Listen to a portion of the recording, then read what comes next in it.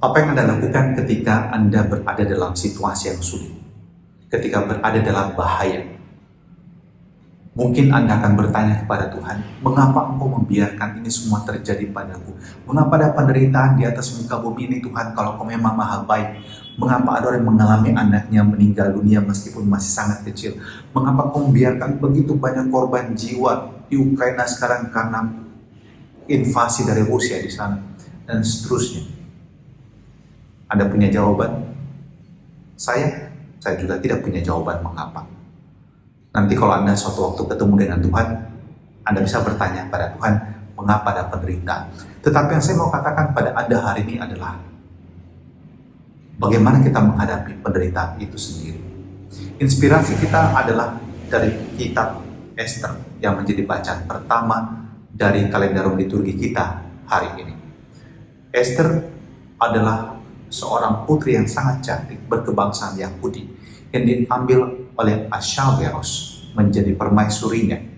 Dan singkat cerita, ayah angkatnya Mordekai dan juga bangsa Yahudi mengalami situasi yang sangat sulit dan akan dibunuh, akan dibantai karena perbuatan seorang yang sangat jahat bernama Haman yang menjadi salah seorang penasihat raja.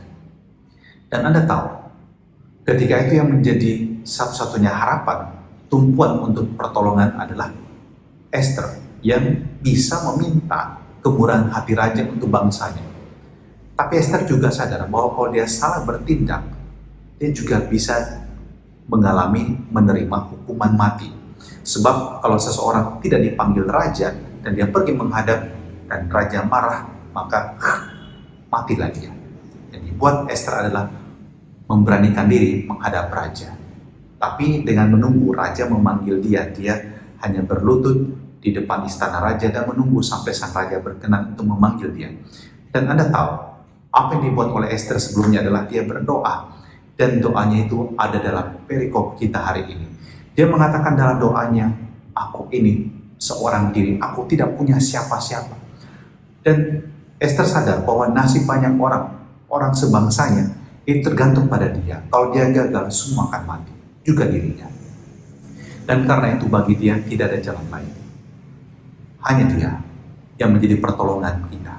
Hanya dia yang sanggup melepaskan kita dari penderitaan. Hanya dia yang sanggup mengirimkan pertolongan pada kita. Anda tahu bagaimana Esther mengalami pertolongan Tuhan? Dia berpikir, dia bukan wanita yang bodoh, dia cerdas. Dia tahu harus bagaimana menghadapi Haman yang juga pembesar dalam kerajaan tersebut. Dia tidak frontal. Dia mencari jalan dan Tuhan berikan dia hikmat.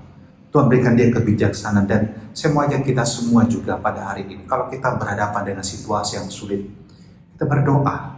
Kita berdoa mohon pertolongan Tuhan, tapi kita juga berdoa mohon hikmat dari surga, dari Tuhan, supaya kita dapat menghadapi persoalan kita dengan hati yang tenang, dengan pikiran yang jernih, dan Anda bisa melihat buahnya seperti yang dialami oleh Esther dan bangsa Israel pada waktu itu, orang Yahudi waktu itu.